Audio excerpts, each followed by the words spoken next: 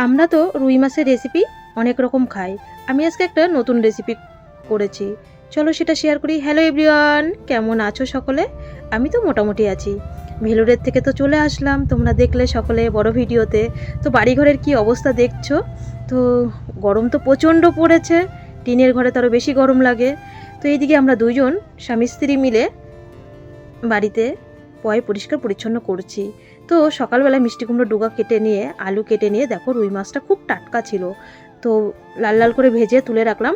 আলুটা না আমি একটু ভেজে নিয়ে তারপরে মিষ্টি কুমড়ো ডোগাটা একটুখানি ভাজা ভাজা করে নিয়েছি। তো শুধু এর মধ্যে মশলা দিয়েছি আদা জিরে বাটা আর লঙ্কা বাটা আর একটা টমেটো। এই হচ্ছে রুই মাছের রেসিপি। আমি কিন্তু আজকে ফার্স্ট টাইম শুরু করলাম, তোমরাও কিন্তু একবার ট্রাই করে দেখতে পারো। পুরো মানে অমৃতর মতন হয়েছিল। সবসময় তো আমরা পেঁয়াজ দিয়ে খাই বা আলু দিয়ে আদা জিরে বাটা দিয়ে বা কালিয়া করি রুই মাছের। তো তোমরা এই রান্নাটা অন্তত একবার ট্রাই করে দেখো। কি বলবো জানো না, মানে এই একটা তরকারি দিয়েই সবাই ভাত খেয়ে নিয়েছিল। বলছে আজকে ডাল খাবো না, কিচ্ছু খাবো না, শুধু এই তরকারিটা। মানু তো এই তরকারি দিয়েই ওর ভাত খাওয়া হয়ে গেছে।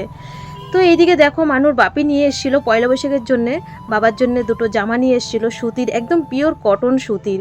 তো পরে একদম তো দারুণ লাগছে, পুরো নায়ক নায়ক লাগছে আমার শ্বশুর বাবাকে। তো মানুর তো টেনের ভিতরেই বার্থডে ছিল তোমরা জানো। তো মানুর এই বছর বার্থডে করা হয়নি, আমরা টেনে ছিলাম। আরে আমি এমনিও করতাম না আর্থিক অবস্থার দিক দিয়ে। তো যাই হোক, মানুর বান্ধবী নিয়ে এসছে কেক। মানুর প্রিয় বান্ধবী, আমাদের সকলের প্রিয় রানী। তো এখানে জন্মদিন সেলিব্রেশন করা হলো। আর মানুর বাপি মানুর জন্য নিয়ে এসছে একটা বড় পুতুল নিয়ে এসছে। মানু তো মানে কি বলবো, পুতুলটা দেখে তো ভীষণই খুশি। তোমাদের সাথে ছোট্ট একটা মিনি ব্লগে শেয়ার করলাম। তোমরা আস্তে আস্তে কিন্তু আমার এই ছোট্ট ছোট্ট রান্নার ভিডিওগুলো শেয়ার করব। তোমাদের কথা মতনই তোমরা অনেকেই বলেছো যে দিদিভাই রান্না শেয়ার করো, রান্না শেয়ার করো।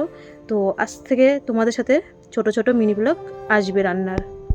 তো পুতুলটা কেমন হয়েছে অবশ্যই তোমরা কমেন্টে জানিও। আজকের মতন টাটা।